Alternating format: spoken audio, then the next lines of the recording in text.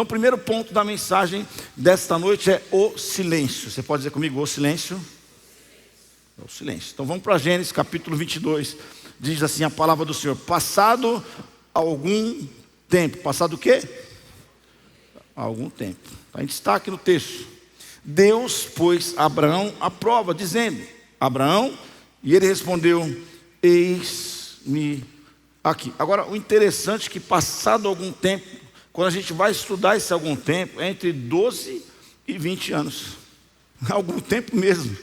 É bastante tempo. Ou seja, há um silêncio de Abraão para com Deus durante 12 a 20 anos. Não é preciso, mas é aproximado entre 12 e 20 anos. É muito tempo. Muitas coisas aconteceram. E a Bíblia vai dizer que há um intervalo, há um hiato, há um tempo que Abraão não fala mais com Deus. Espera aí, mas Abraão não era amigo de Deus? Abraão não falava com Deus durante muitas vezes, enquanto o processo dele, que não tinha filhos, ele conversava com Deus. Para sair da terra, ele conversava com Deus. Nós falamos sobre várias conversas nos últimos episódios a respeito de Abraão e do diálogo que ele tinha com Deus. Mas agora há um silêncio. Por isso que esse ponto, o primeiro é o silêncio. E há um silêncio de Deus também. Porque muitas vezes quando nós nos calamos, Deus também se cala. Quando nós nos calamos, Deus se cala. É muito louco, porque Deus vai dando corda para mim, para você, como deu corda para Abraão. Há um silêncio da parte dele, Deus simplesmente se calou. Eu me lembro ainda quando a gente viaja às vezes, e numa das viagens que a gente fez, tinha uma loja de departamento. E o João, ele se escondia nas araras, porque ele é bem pentecostal até hoje, é cheio do manto. Você vê que ele ajoelha, ele mexe as mãos. Ele era tipo assembleano do manto, do mistério, da desempenadeira, essa coisa toda, do movimento. Pentecostal, menino. Mateus mais Batista, aleluia. Tranquilo, mais calmo. E nesse movimento dele do pentecostal, ele se escondia nas araras, irmãos. Nossa, deixava eu uma maneira doido. Quando você procurava o João em outro país, às vezes ele lá, e, meu Deus, um moleque perdido no meio das araras. Até que a gente começou a dar corda. A gente deixava ele se esconder, só que a gente prestava atenção onde ele estava. E aí daqui a pouco ele não sabia que nós estávamos olhando para ele, e ele estava perdido. E daqui a pouco ele... O desespero, porque Deus, ele faz desse jeito. Como pai, ele dá corda. Diga assim: teu Deus, que é o mesmo que o meu, como pai, ele dá corda. Ou seja, há um livre-arbítrio de Deus sobre as nossas vidas, nas nossas decisões, daquilo que fazemos. Ei, Deus não arromba a porta do nosso coração. Apocalipse diz que Ele está à porta e bate. Faz com a sua mãozinha assim: Deus está à porta e bate. Se você abrir o coração, Ele entra. Se você não abrir, ok.